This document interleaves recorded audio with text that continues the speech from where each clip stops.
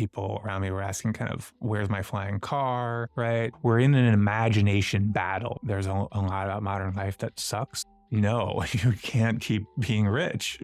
That said, Disney, call me. We could do something.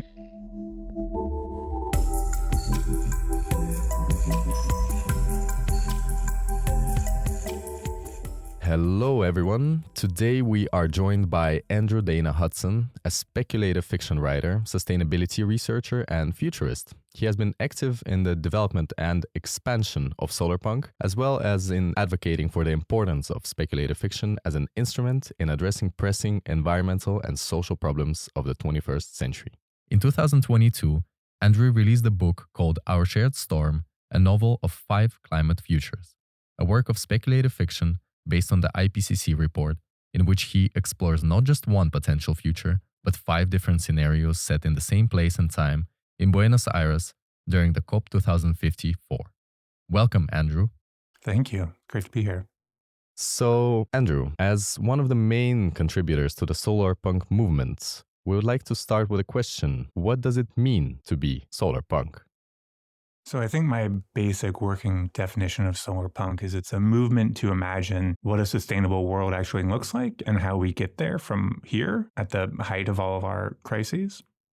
I think being a solarpunk or being adjacent to the solarpunk movement really means that you're a part of a kind of counterculture, right? That the mainstream approach to how we're going to solve the climate crisis and the sustainability crisis is we're going to very reluctantly make high-level treaties amongst nation states, and the nation states are then going to very reluctantly provide funding that is mostly going to go to private companies that are going to slowly transition our energy system and slowly ratchet down our use of fossil fuels, maybe do some other useful things along the way. And I think Solarpunk is a chance to imagine that this process could be a lot more participatory, that it could be a lot more community-centered, that, it doesn't have to entirely go from this top-down, private enterprise-driven, market-based methodology, that there's a lot we could do that is very high-tech if we weren't constrained to working in the market and making a profit, but wanted to instead build resilience and create a more prosperous and beautiful place to live for us and our family, our community, our friends. And so I think there's a kind of countercultural possibility there. And so for me, Solarpunk is kind of a way to flesh out that counterculture, what it might look like, what it might feel like, who might be involved, what projects they might get up to. And, some of that will be done in the form of fiction or art or this kind of like speculative future imaginary work. But some of it is also people just doing this stuff already, doing this kind of ground up, who are sort of inspired by the vision and are like, all right, let's go. This is what I actually want to do right now. Like, I'm not waiting for a future in which suddenly this happens. Like, we can do all this here, which I think is true. So there's I'm on the sort of literary and theory side. Plenty of people are on sort of the art side, but then there's people on the praxis and activism and advocacy side. And so it's a bigger movement than just a sort of another genre of science fiction, I think. All right. And in regards to, the actual manifestations of Solarpunk in the real world, because you say that there are Solarpunks already doing projects that you would categorize as Solarpunk. And this is something that appears to be more difficult to find, actually, because of the fluid definition of Solarpunk. But you, as a person who's engaged in the movement, you've probably heard about a few projects like this. Could you maybe share with us one of your favorites? Yeah, I think a lot of things that, I would be like, oh, that's really Solarpunk, that they're doing that. Some people do hear about Solarpunk and then are like, okay, what is a Solarpunk project I can do? But there are plenty of people who just sort of do these things because they feel like they need to be done. And then later we can kind of retcon them in. So, some years ago, I heard about a project that a makerspace in Iraq did, where they rigged up like an Arduino Geiger counter, and they went around their community and created a Google Maps layer that showed the ambient radioactivity of their town that was left by the US invasion troops using depleted uranium ammunition, which you're not supposed to do, but we did it anyways. And that to me is really solarpunk, right? I mean, it's like engaged with material reality. It's also really high tech and innovative. It's there to sort of help a community figure out how to live better and healthier. Um, and they had to go up against the local kind of business leaders and government who didn't want this to happen because the business leaders didn't want to hear that the street where their shops were was radioactive and the customers might not want to go. Never mind their employees, right? So I think that's a really solarpunk story to me. There's another like map making story I really love. There was a long profile in the New Yorker a few years ago of a woman who got really into using GIS and mapping techniques and decided to bring it to the Catholic Church, right? The Pope Francis, he's a big climate guy. Laudato Si is a really interesting document for people who care about the environment. Mm-hmm. And so she goes to the Vatican and it's like, hey, I want to help you with your sort of like land use problems because you own so much land and we can figure out how to make it a vibrant home for pollinators and all this and wildlife and these sorts of things. And they're like, well, we don't actually have any kind of map. We don't even have like complete records of all we've just got a stack of tomes and tax documents dating back hundreds of years. But if you want to make a map, you can. I mean, that's to me is very solarpunk, right? And it's sort of an environmental goal, and you're trying to use a kind of like expertise with the material world using modern tools to push a slow changing institution to do better, right? I mean, that to me feels really like a sort of real world solarpunk kind of thing. But there's tons of these things out there. Wow, Andrew, these are really great examples, and I think they highlight most importantly that in solarpunk it's not about coming up with the craziest next technology. It's really about using your local environments to contribute to your local communities, and it's really great to see that there's more and more of such projects popping up here and there. But we were really curious to hear how your impression of solarpunk developed, and especially what was so compelling to you in the beginning, and how your impression of solarpunk kind of co-evolved as you were contributing to it. Yeah. Well, I'm a sort of science fiction fan for my whole life, and thinking about the future, especially through science fiction, has been one of the key ways in which I understand the world and what it means to be human, what it means to like live a mortal life, right? I think for a long time, I was very kind of hyped for the future, right? And then, kind of in the teens, I started to feel a lot less hyped, right? I mean, sort of came out of undergrad and hit the sort of Great Recession, and social media was fun, but ultimately there was something dispiriting about it. And people around me were asking kind of, where's my flying car, right? And I was like, I never really wanted a flying car, but I can tell something's missing.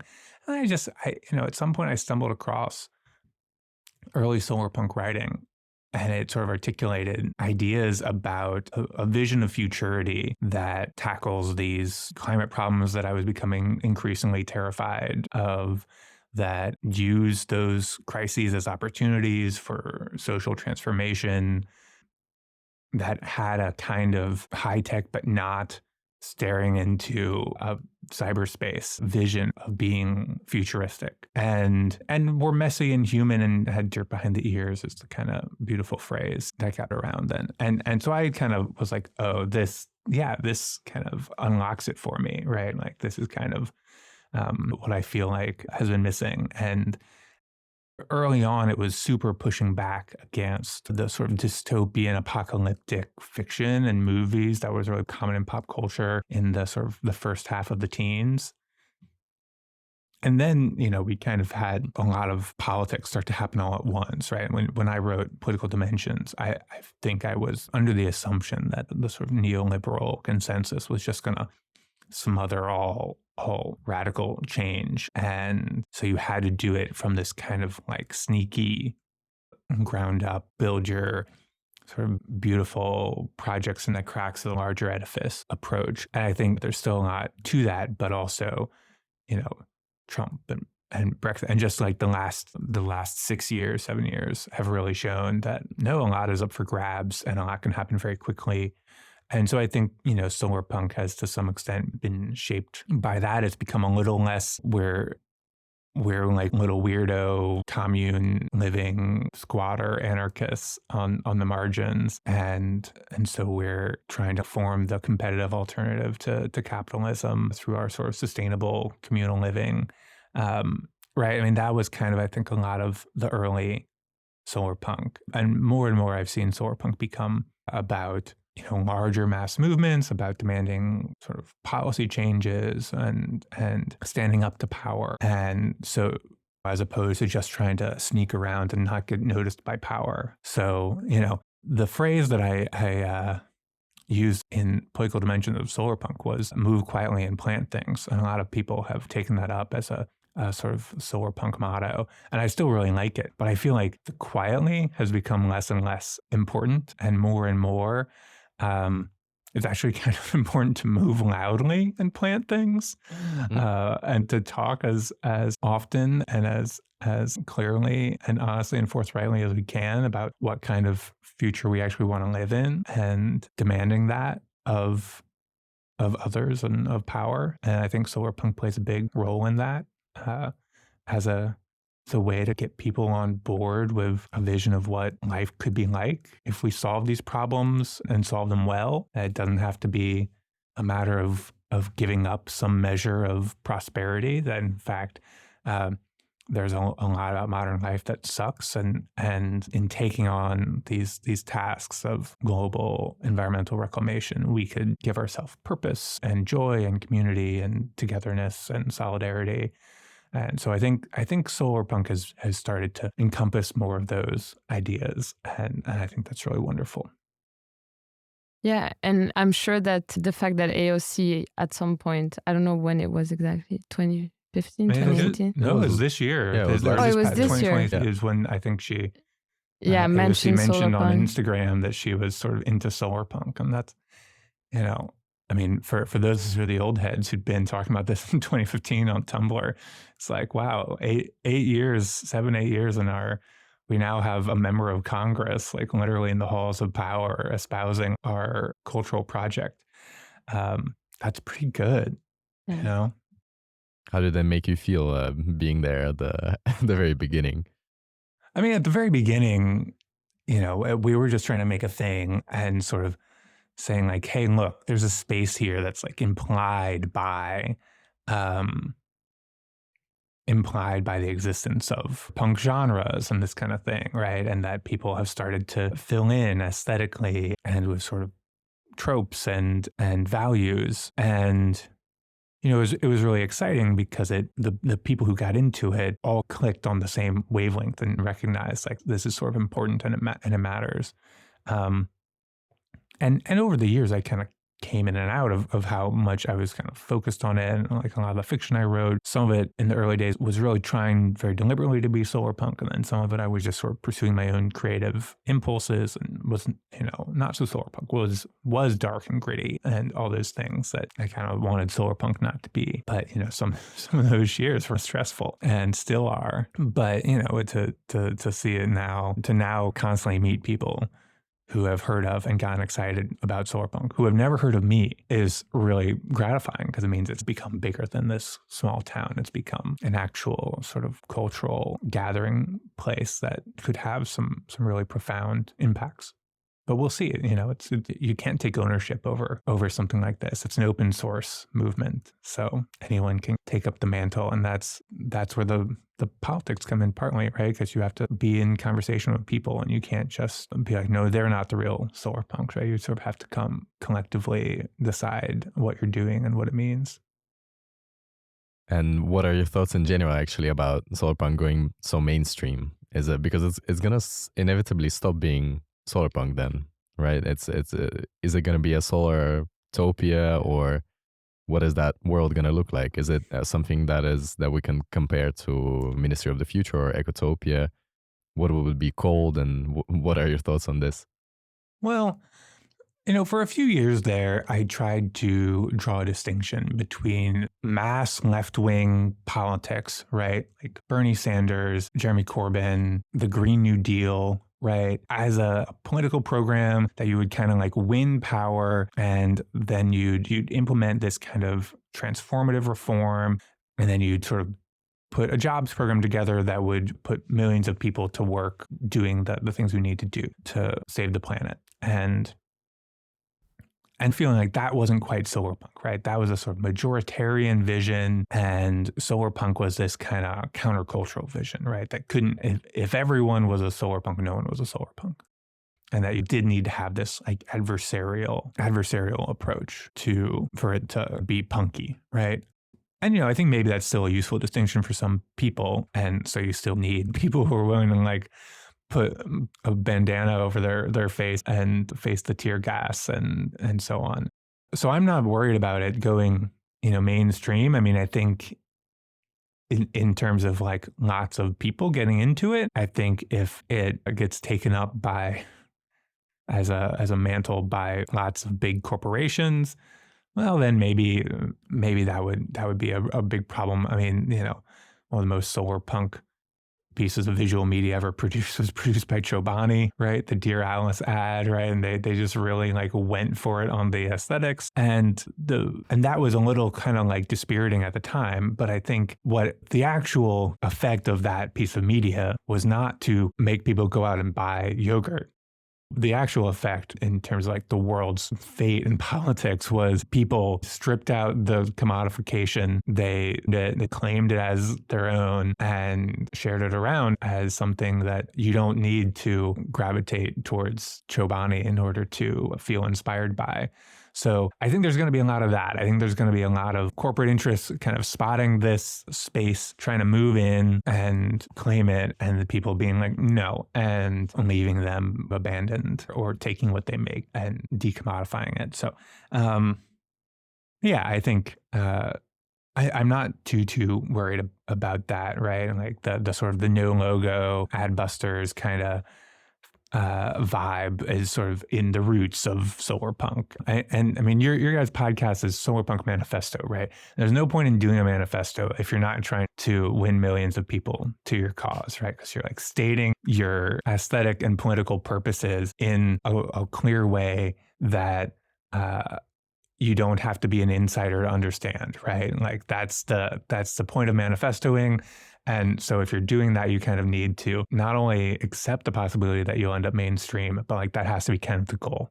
So here we are. I think we should steer into it. You're very right. That's the point. But you also touched upon this kind of greenwashy aspect, and the Dear Alice ad is really something that when I saw it, I was like, it's just funny that the first time that there's a massively reproduced and shared piece of art on Solarpunk, it's actually an ad, just feeding into capitalism. And this really begs the question, or kind of makes me interested in what your thoughts are on glamorization of the Solarpunk movement by the corporations, that this is going to be the new hip way to show things, and this is going to be the new way of making your sustainable future ads by Shell and by ExxonMobil and all those companies. Do you think that this could happen to Solarpunk, that it's going to be twisted by capitalism as it tends to happen? I mean, I think there is an overlap between the imagery that solarpunk gravitates towards and the imagery that greenwashing gravitates towards, right? That is just there. And the thing is, when this imagery is used for greenwashing, it's kind of stripped of its political content, and it's like, look, we can have tomato gardens sponsored by ExxonMobil, right? And it's this sort of like general kind of a lot of it is like technicians in like working in labs or on wind farms or something like this, right? I mean, we all kind of know this imagery because we like see it in airports and shit, right? I think one of the reasons why solarpunk can be useful is not, it shouldn't be to try to be like, that stuff is icky. We don't want to share or touch or be in the same space as all that greenwashing stuff. Instead, the goal should be to occupy the same space and point at the greenwashing and be like, look, they're greenwashing. Look at this bullshit. Those technicians that are sort of portrayed as earnestly and innocently like executing the consensus future, the only reason they have a job is because we demanded permitting reform. And, like maybe they're a part of a union and they're fighting their boss. And all these kinds of questions, and can say like, why do they have to work for ExxonMobil? Why can't these technicians work for a co-op or something like the public-owned utility? These types of questions can point out the contradictions. That has I think always been part of the punk ethos, right? The punk ethos was never actually, we're going to go and live on the land so we don't have to sully ourselves with the compromises of modernity. Like punks are urban, right? They're like on the streets of the city around all of that consumerist corporate bullshit that they hate. And they don't pull away from it. They steer into being next to it and kind of reclaiming these spaces that have been claimed by advertisements and propaganda in a sort of anti-consumerist mode, and looking weird and having a bad attitude and these sorts of things. And that is, I think, something that solarpunk still has in it, and I think can learn from and can be part of the process. Speaking of this notion of space, as you said, the punk ethos is to resist by occupying and reclaiming space. And when Maxime and I were looking at what solarpunk communities were out there that we could reach out to, we ended up finding a lot of those new age, mostly white and privileged communities of people who decided to go off-grid and create their little bubbles. And to us, it felt more like solar privilege than solarpunk. And it makes you wonder whether these intentional communities are actually resisting and helping change things for others too, or if it's more some sort of escapism. So we wanted to know, what's your thought on intentional communities and what qualifies as solarpunk community for you? I think this question of the commune, of the intentional community, of the sort of going your own way kind of thing, is one that is really crucial to thinking about solarpunk, right? Because I think if you dismiss this impulse entirely, you would be dismissing a lot of solarpunk work, including a bunch of my own, right? And the question is like, okay, what are the politics of doing this? All right, well, one, solarpunk is a product of network society, right? It's one thing to go off of, say, the power grid because you have your own power. It's another thing to go off the communications grid. I feel like if you're doing this in a solarpunk mode, you should be deeply in communication with other people who are doing it too, right? There was a phrase going around in sort of 2015, 16, 17, network of invisible monasteries. That was this Australian guy, Mikey, wrote up a bunch of stuff about. That's really compelling, right? Like that's a very solar, like you don't want to just sort of go live in the woods, right? Like you want to go live in the woods and be in communication with other people who are doing similar but different, right? So that you're not just excusing yourself from participation, you're like building a kind of cohesive alternative. And maybe it's sort of like, it's disparate, right? It's sort of scattered, but proving in this kind of prefigurative way that there is another way that we could organize communities. This kind of demonstration community, it's got to start somewhere, right? Because we're all going to need resistance, or we're going to need resistance and resilience. Resistance to power, right? And because capitalism is still, the sort of consumer culture is still going to demand a lot of noxious things from us, and resilience to climate disaster and sort of the polycrisis.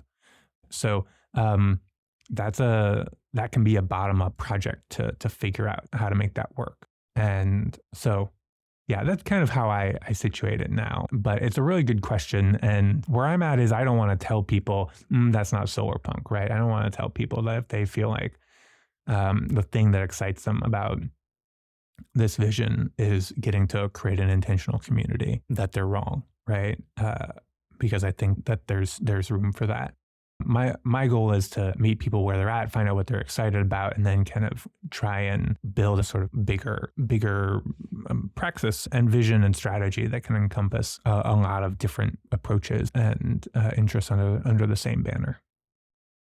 Yeah, I guess it oftentimes seems that solarpunk lacks focus, that it doesn't align itself with any particular firm politics, except for being environmentally or socially sustainable. But at the same time, it's true that solarpunk is a decentralized movement, which ultimately means that people will do things in very different ways. And what matters is that the dialogue and the communication remains. So the goal of solarpunk is to inspire anybody who comes in touch with it to do something. And I think that's really beautiful. Speaking of politics, touching onto politics and kind of the fleeing nature of solarpunk, I wanted to ask one thing about decoupling progress from growth. And that is a concept that is really often talked about in solarpunk and perhaps as an antidote to capitalism.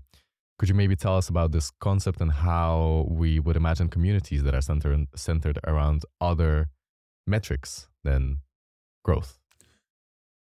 Well, I guess I should qualify here that, I'm not like a degrowth guy, right?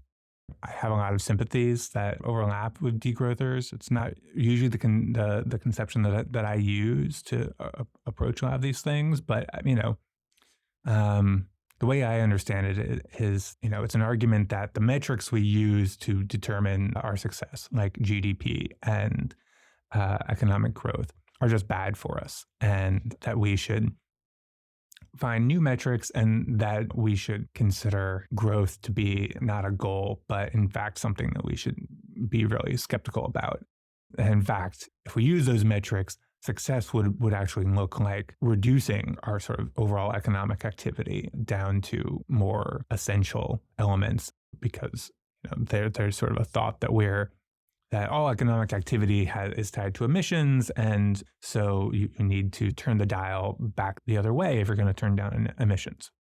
I think this is sort of a valuable contribution to this larger discourse. I'm a decouple guy, right? Like, I think we can decouple carbon emissions from economic growth.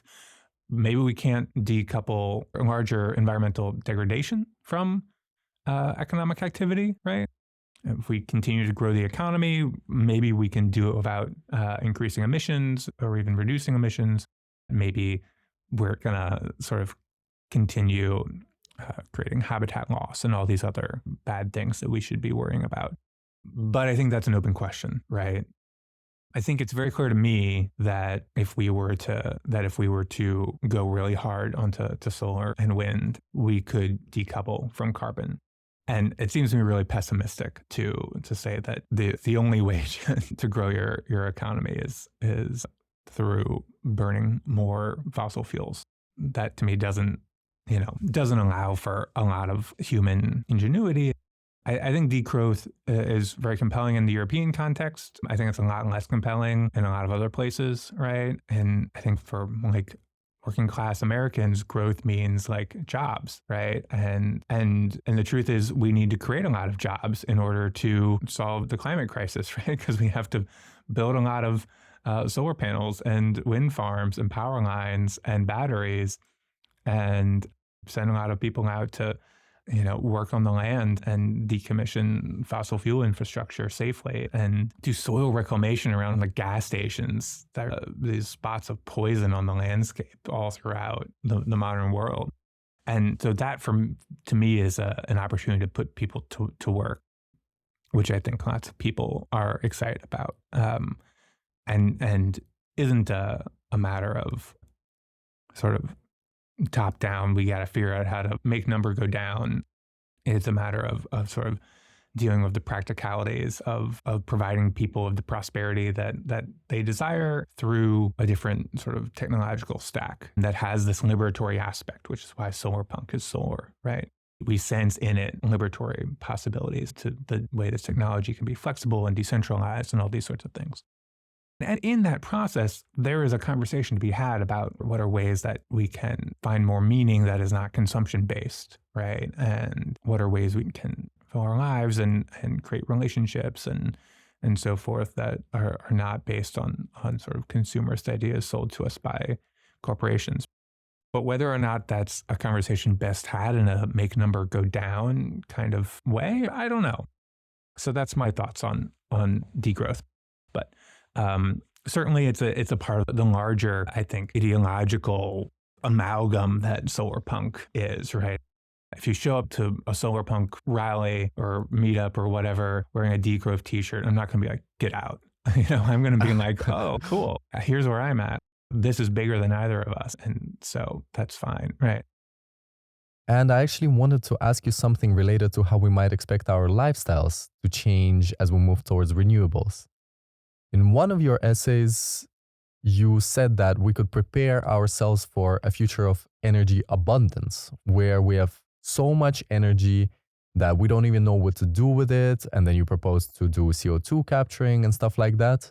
And in other essays, you've spoken about the possibility of us having to go offline at night and think about other ways of spending our time, like playing board games or reading books around the candle and having this really cozy lifestyle. Do you yourself have a preference towards one of the options? I mean, I think this, what if we had high-tech days and low-tech nights, right? Like that's really trying to imagine the possibilities of not even of solarpunk, but what does a photon-powered society look like, right? If we were getting the vast majority of our energy from the sun, it's a very different situation than getting our energy from fossil fuels, right? Like if you build a coal plant, the most efficient way to burn that coal is to burn the same amount every hour, 24 hours a day, right? You just sort of have a conveyor belt that's sort of shucking a steady stream of coal into the furnace that boils the water, turns a turbine, all this stuff. And so when fossil fuel power plants first became a thing 100 years ago, more than 100 years ago in some places, and because it's really inefficient to sort of turn it off for the night and then stoke it up in the morning, they created all these incentives to run factories 24/7, to create energy-intensive activities for people to go experience at night, like amusement parks, discotheques, and movie theaters, and places with lots of lights and music and noise and moving things.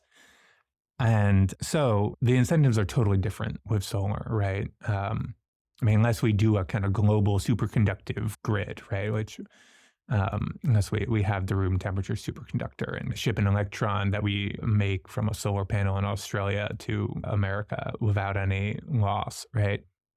But barring that, the sun's going to come up, you're going to start getting energy. Energy is going to get really cheap or accessible, right? If it's decommodified, and it's really going to peak sort of noon to 2, 3 p.m. and then it's going to go down. And the season depends a lot on this, like latitude depends a lot on this. And I think solarpunk is a chance for us to ask kind of fundamental questions about what we want technology to be and why, right? Do we actually want our technologies to be something that we are touching and working with and engaging with 24/7, right? Certainly there are some technologies that we want to run 24/7, dialysis machines, right? Things that like keep people alive, right? We still need heating so that people don't freeze. We're going to need cooling so that people don't roast, and there are going to be day-night aspects of that. But we have lots of sort of recreational energy uses. And so, my goal is just to encourage people to have the conversation and to think about their own desires. I think it could be very nice to have a clear incentive, right? A social or economic incentive to kind of de-screen in the last hours of the day. I think that as a writer of books, I'd love for books to be able to economically compete with Netflix in the evenings. Imagine if it's going to cost you $5 an hour to binge Netflix after work. You might instead, spend $20 on a book that's going to give you 20 hours of reading or whatever. That's a much better deal, especially when you can get it from the library. These are all opportunities and questions that solarpunk and sort of the larger photon culture's possibility opens up for us, right? They're things that we should be asking. The flip side of that is, okay, we get a lot of energy in the middle of the day, maybe more than we actually will need to run all of our stuff, right? Our screens, our industry, our servers, our homes. What do we do with that? One clear thing is, well, we can get carbon out of the atmosphere. That would be really nice, because we and our sort of planetary cohort did not really set up to survive well in a world that's 2 degrees, 1.5 degrees warmer. It's just going to bring lots of chaos and disaster.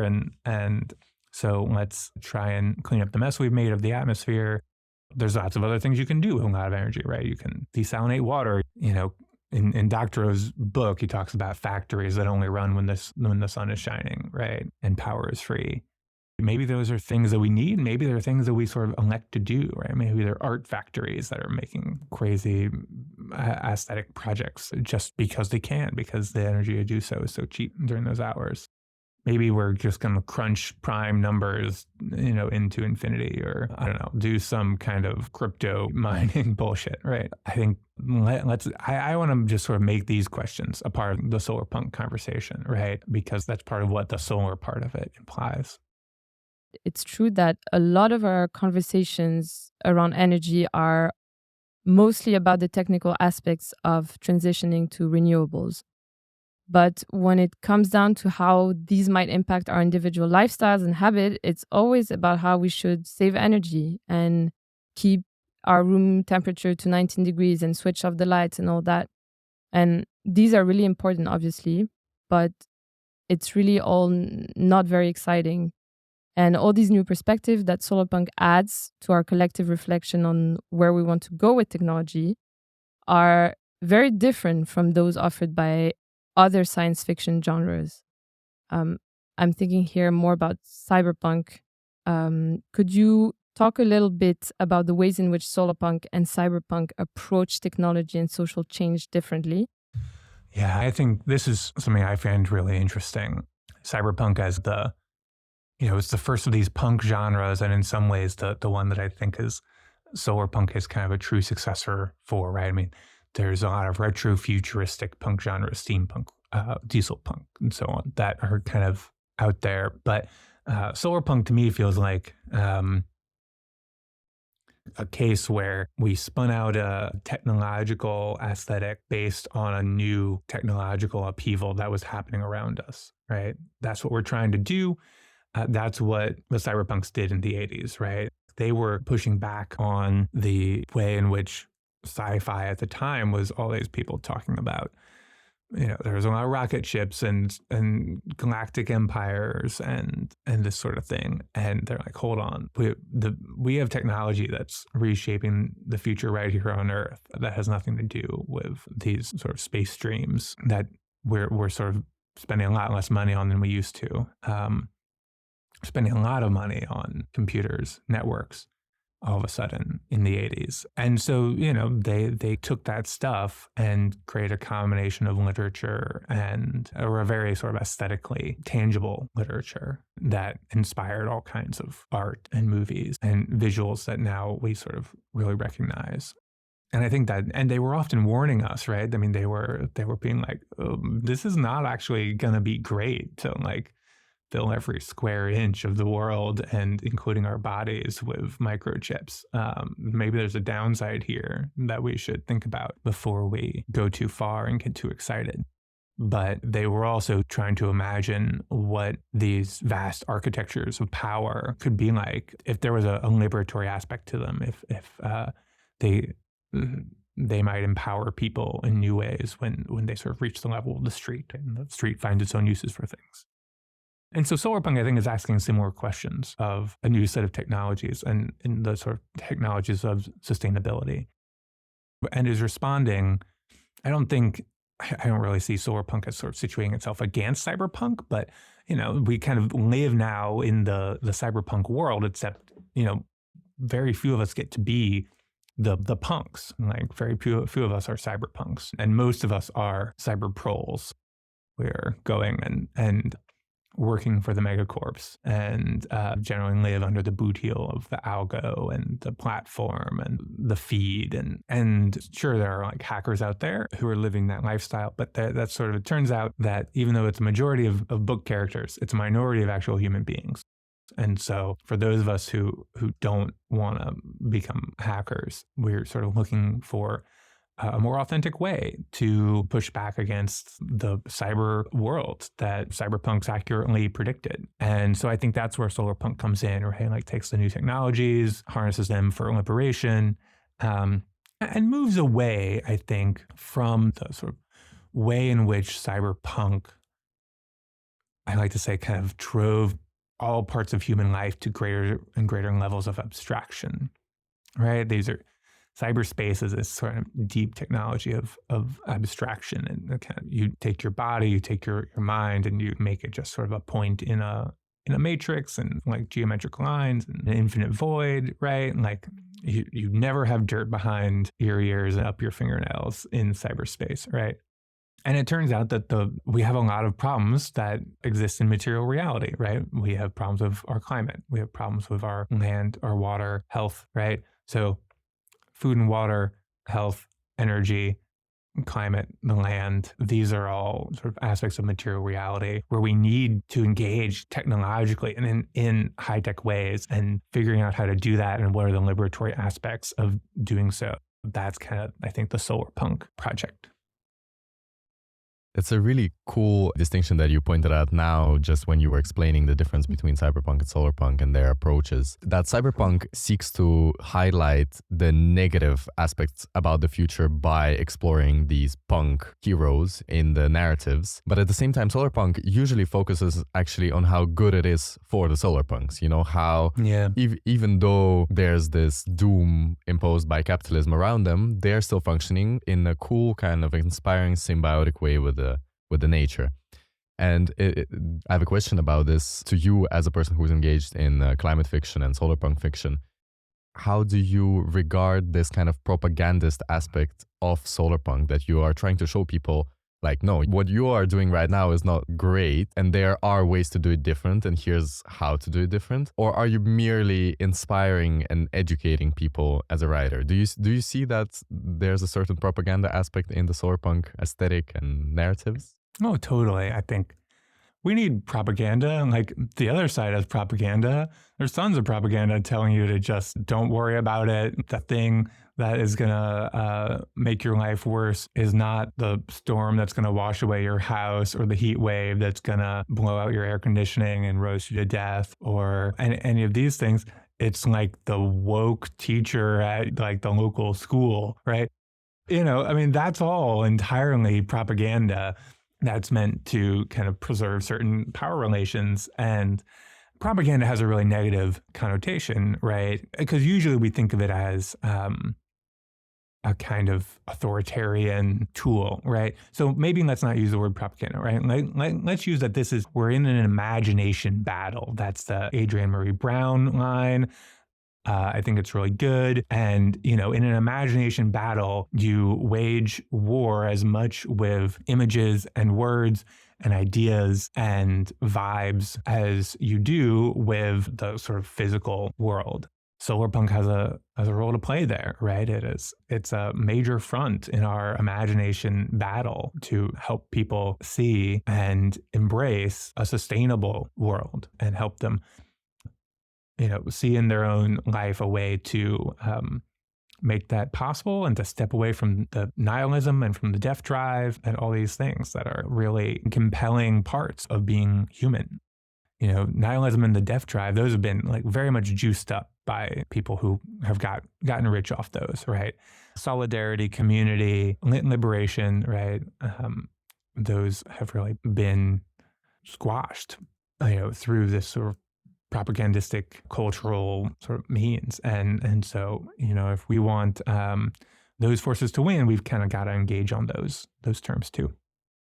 And in this regard, can you talk a bit about post-normal fiction here? Because I think it's really interesting to tie this not only into the fight against the reigning power, but also about the reigning narrative that we're getting and about the climate change endeavors that we're stepping into that is not getting sufficiently exposed, and you know, the urgency that you try to bring in your novels and especially in Our Shared Storm is something that you could describe as post-normal fiction. I find it a really beautiful parallel that you draw with post-normal science. Yeah. So yeah, this is a term I made up. So I'm glad that people are finding it useful, because you never know. You coin a term and you're like, this is brilliant. I'm so smart. But if it never goes anywhere, so you start to ask, well, am I as smart as I thought I was when I made that up? So the idea is going back to like the late 90s.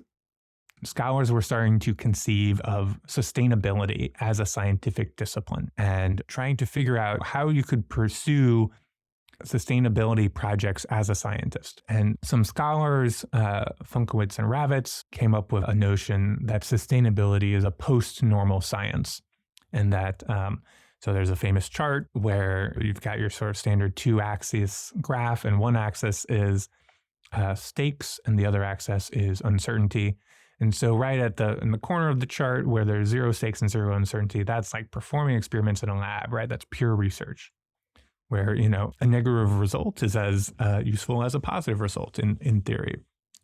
That's where Kuhnian science takes place, of gathering data and testing theories and so on. But as you go further out, well, there's sort of applied science where you're trying to do engineering and create working mechanisms and turn theory into useful stuff.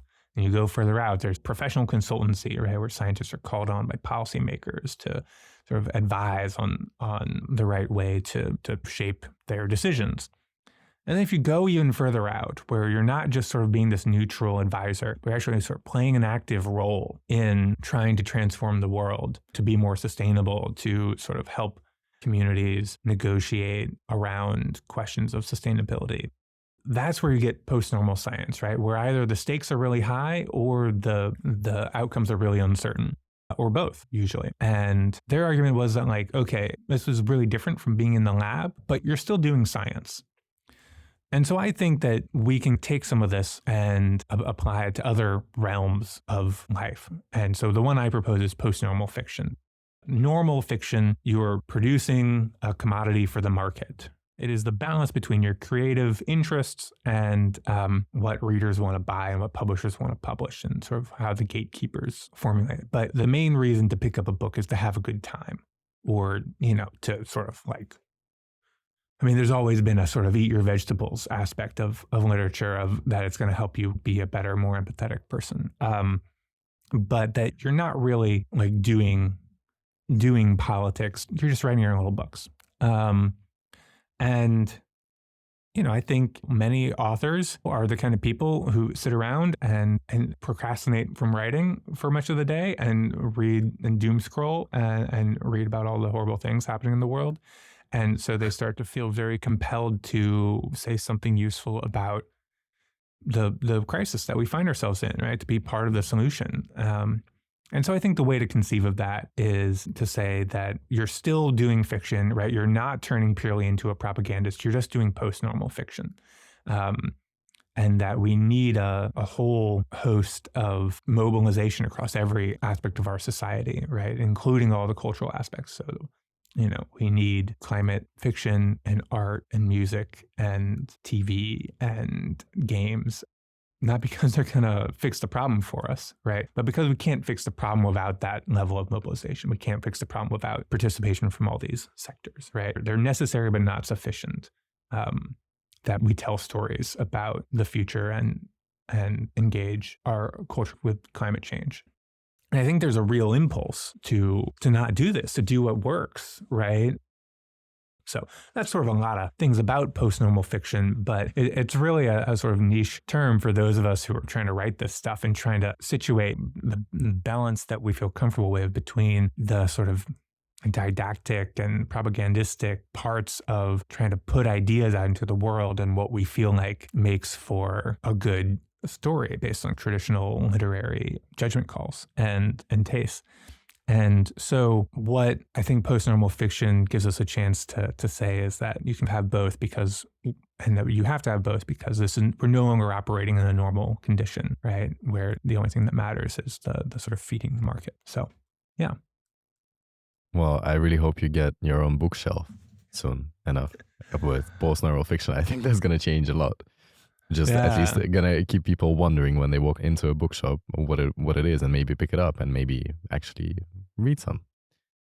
And actually, in this regard, about post-normal fiction, I wanted to discuss this notion that Amitav Ghosh has expressed.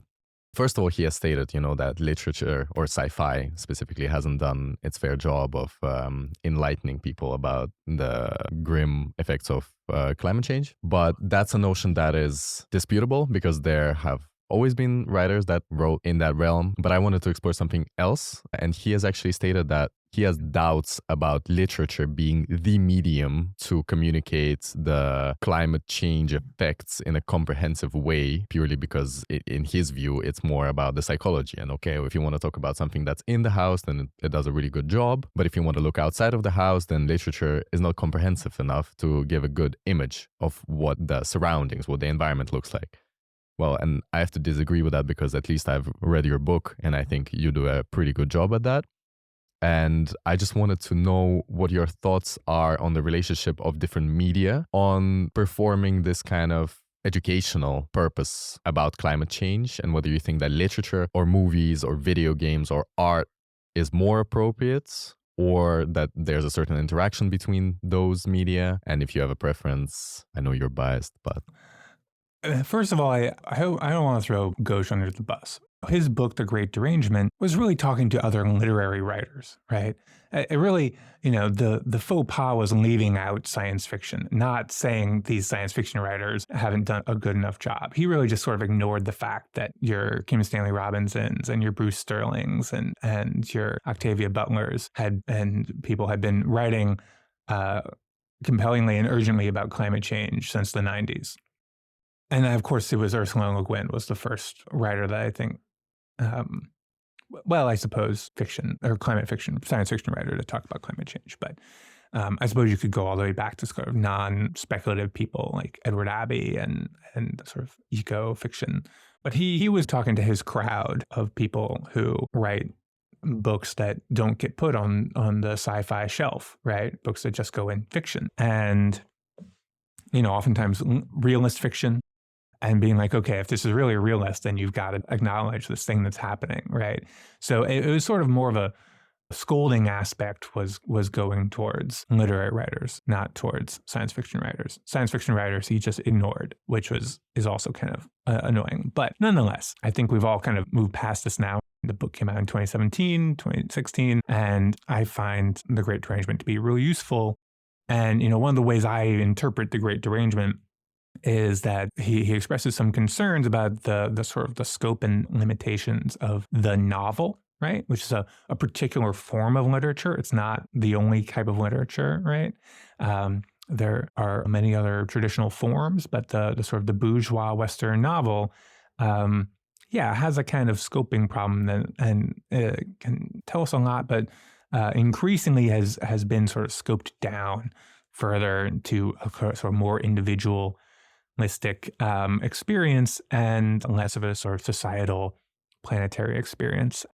So that's a sort of an impulse that we have to try and push back on, a norm that we have to try and shift in order to talk about planetary problems and sort of not just tell the story of what happens in the house to the dysfunctional family who love and hate each other at the same time and to have all these traumas and the sort of the stuff of literature, but also worry and discuss and bring to the page some of the larger forces that are threatening to blow the house down and wash the house away and set the house on fire and deprive the house of electricity and water and all these sorts of things that is actually going to be in the human experience for millions and billions of people over the coming decades. and those forces are not just random anymore. They're a function of human action and inaction. And we can't just sort of chalk this up to an act of God or poetic when a storm blows through. It's something that we did. And that's a very different way of thinking about the things that the planet inflicts on us. And so you sort of have to start talking about the heat in the atmosphere and the greenhouse gases that trap the heat and the machines that emitted the greenhouse gases and the economy that the machines run and the energy that powered the machines and the policies that make all this possible. Ghosh's kind of solution actually in the book is to say like, okay, maybe let's start to move away from the novel as the premier form of literature and try out to write like the epic again, picking up some of these forms that have become less in vogue. Science fiction writers have been writing epics much more frequently than literary writers over the last 100 years. So we're already primed for that. I also think that I mentioned Doctorow's Lost Cause book earlier, right? I wrote an essay recently kind of being like, oh, look, you can kind of write a climate fiction book that is sort of about the size of a house, right? To take that metaphor that I extracted from Ghosh. And because it really does feature one house and was the fate of this house. And so I thought that's a very interesting approach that Corey took. To the question of like, what's the right medium?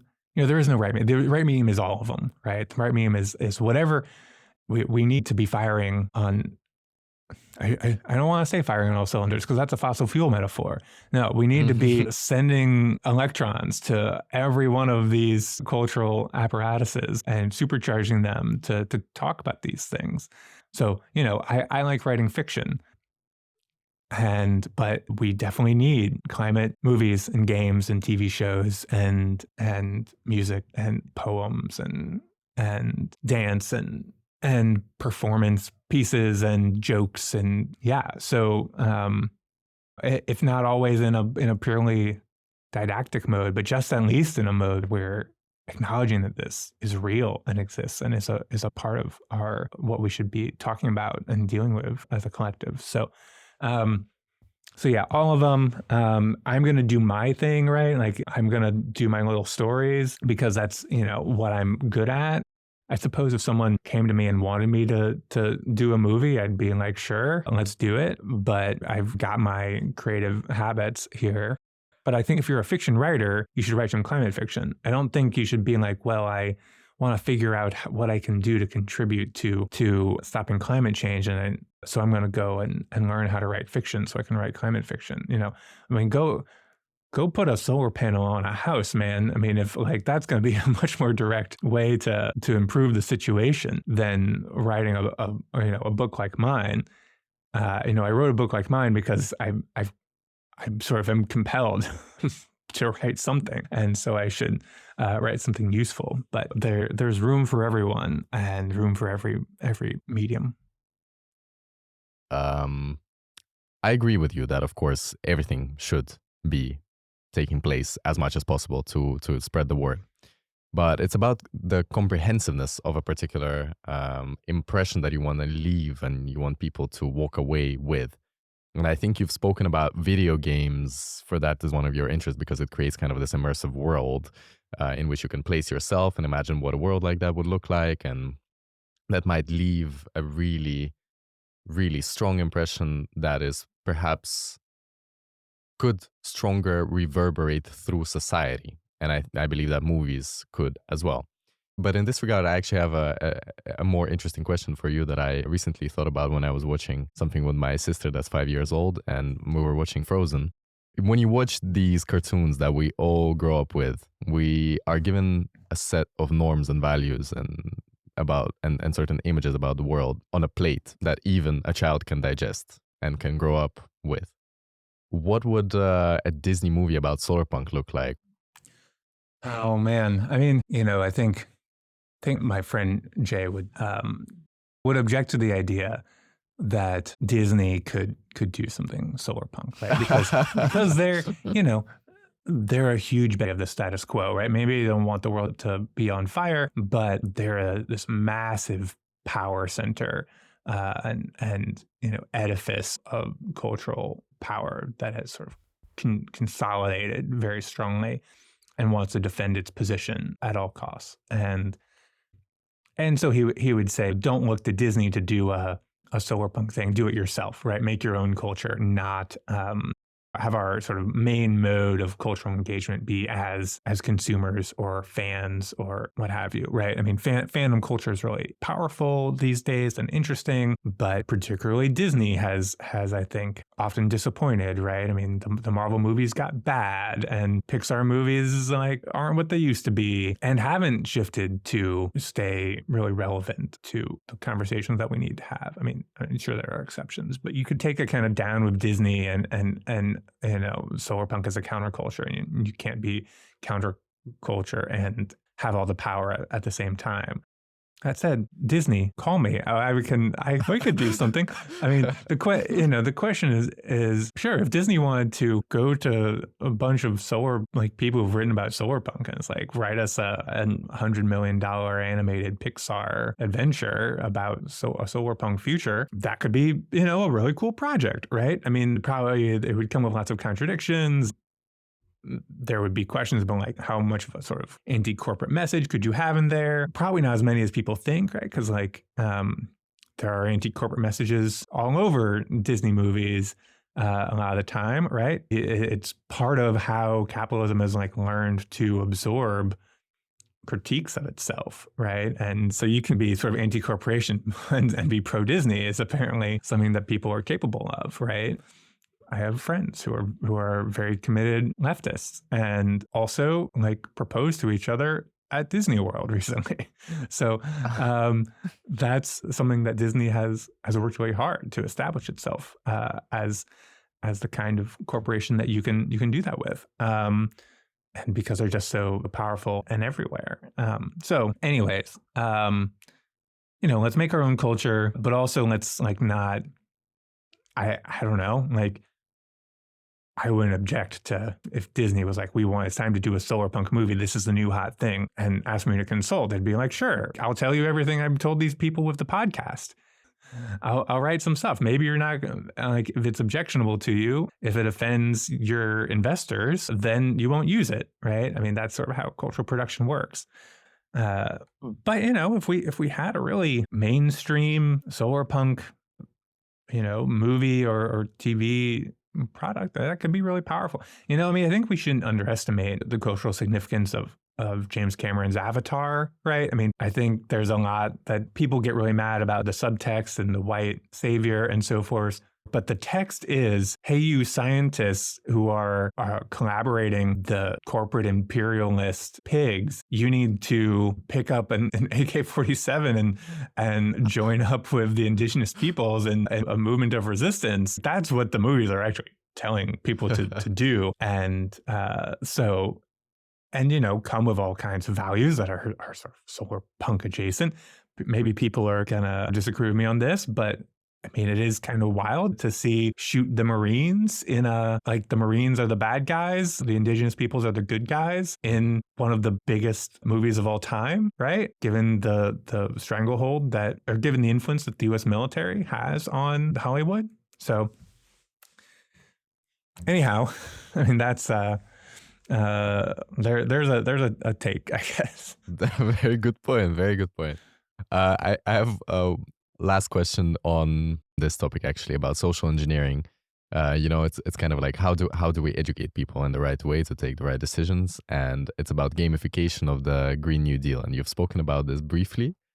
You just mentioned it as an idea, and I was so fascinated about it. I really, really wanted you to maybe share some thoughts on how this could be done to incentivize better choices by all sorts of people in society by gamifying this, Green New Deal.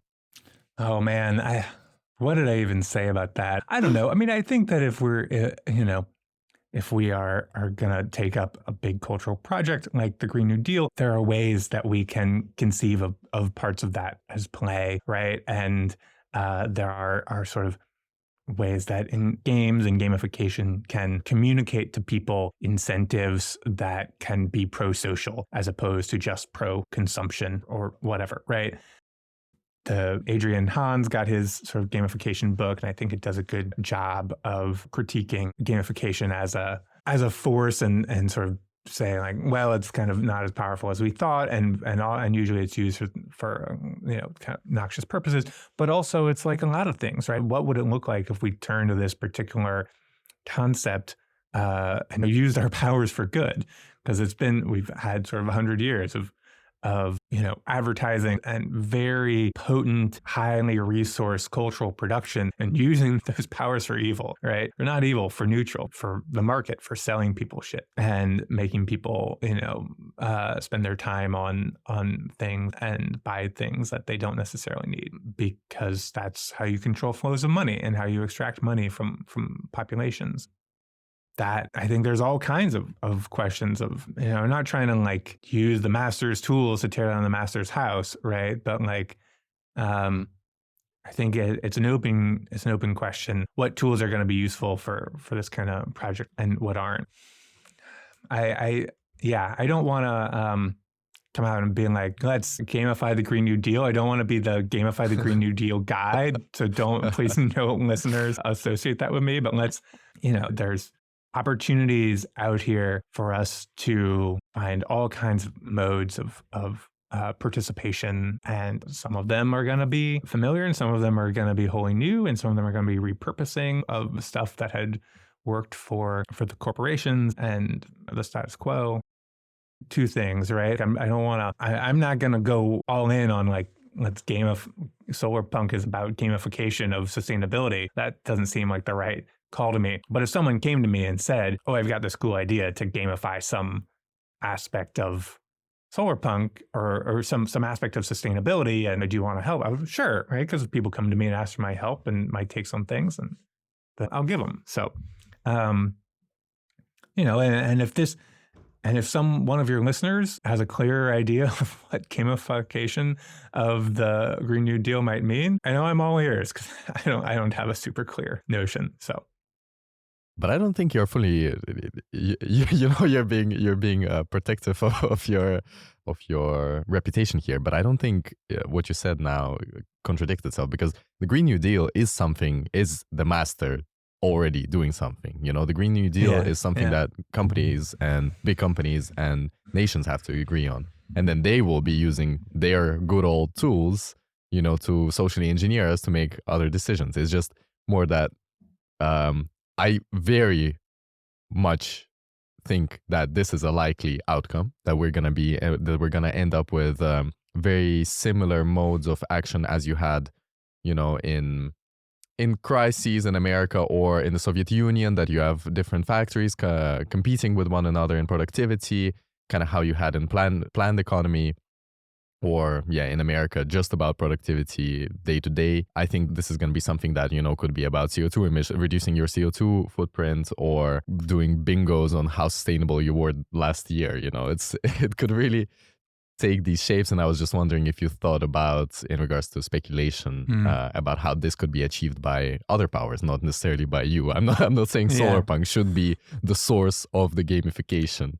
Well, okay, I suppose from that angle, it's a good point that there is a long-standing impulse, partially as a result of how the fossil fuel companies have wanted to frame this problem, that they're just supplying a commodity, and if we want to deal with this, well, then we have to find ways to reduce consumption, and then they'll produce less. I think that there's a lot of bullshit there, but lots of people really have glommed onto this idea of the carbon footprint. How do I shrink my footprint, and finding ways to make that sort of a part of daily life, And I do think there is some part of like Solarpunk is partially an outgrowth of trying to view a whole life and built around this kind of consideration and being thoughtful about our consumption and our choices as consumers. And there are some major choices that we can make, like when our furnace gives out or our water heater goes out and it's time to replace one, we should really get the electric version, right? We should not get the gas version, because the more of those we can switch to electric, the sooner, the easier it'll be to get off fossil fuels. I'm less convinced on the whole, like, you're doing your part by taking a tote bag to the grocery instead of getting a plastic bag, right? I mean, that's been sort of critiqued to death. I guess I've been playing around with a metaphor that, it's not the carbon footprint we should worry about. It's the carbon tire tracks. Where someone is like doing donuts in our garden, and we need to go out there and stop them and not, fixate on whether or not, by walking out of our house and onto the grass, we're somehow doing the same thing as this person with, Or an even better way to look at the metaphor is we're in a car and, we should not fixate on how wide the wheels are, right? That's not reducing our carbon footprint. It's kind of like being like, okay, we're going to drive off this cliff, but we should really make sure that our wheels are as narrow as possible so that we're not like leaving big tracks on the ground. No, we should stop the car. We should get out, change the mode of transportation.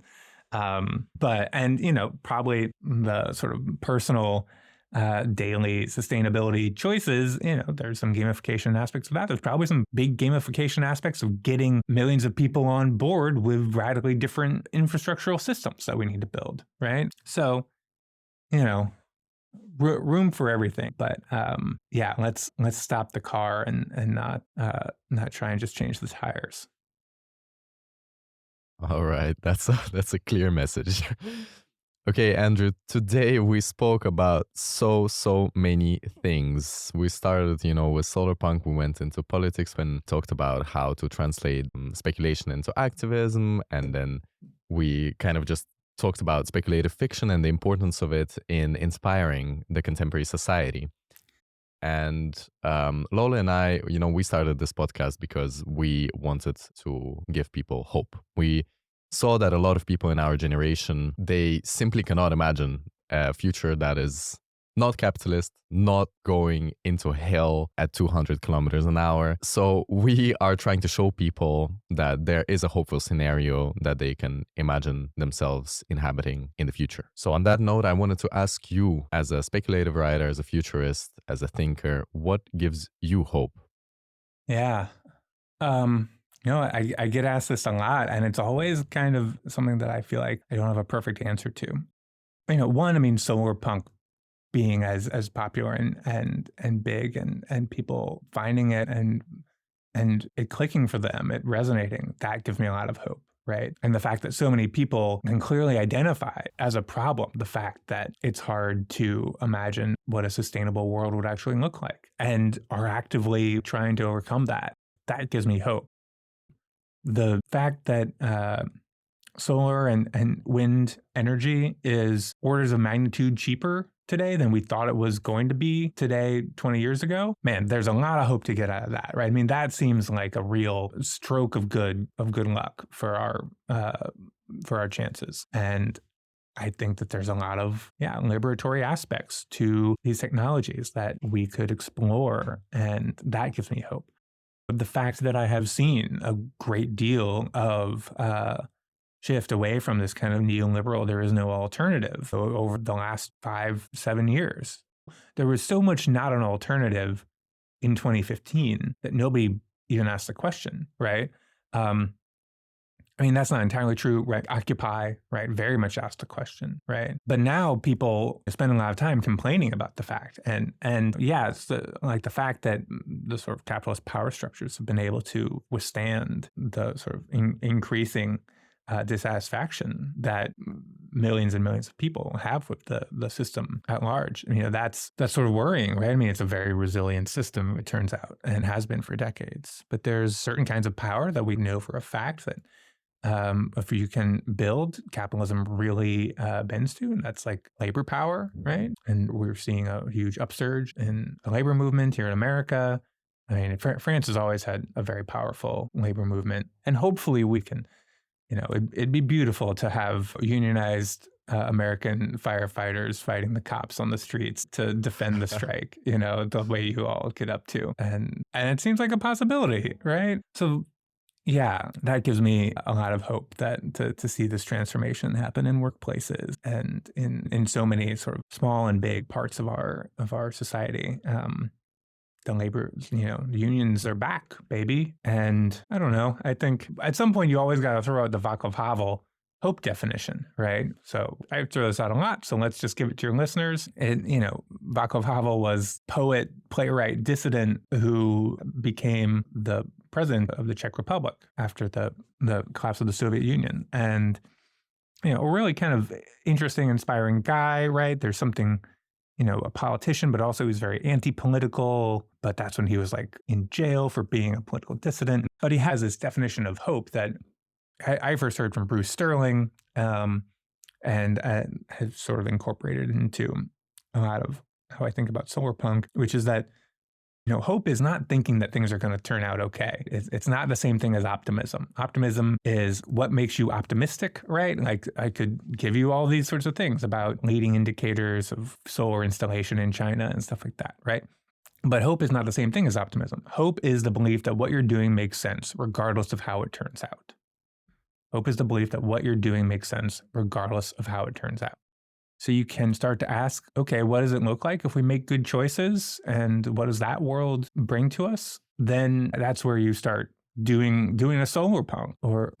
I hope that even if you're pessimistic, even if you're like, oh man, we're doomed and there's not much we can do about it, the rational activity is to act as though we can get out of this and figure out what is, even if it is an extremely narrow path, what is the path? So, I mean, hope I think has always got to be this kind of collective possibility, right?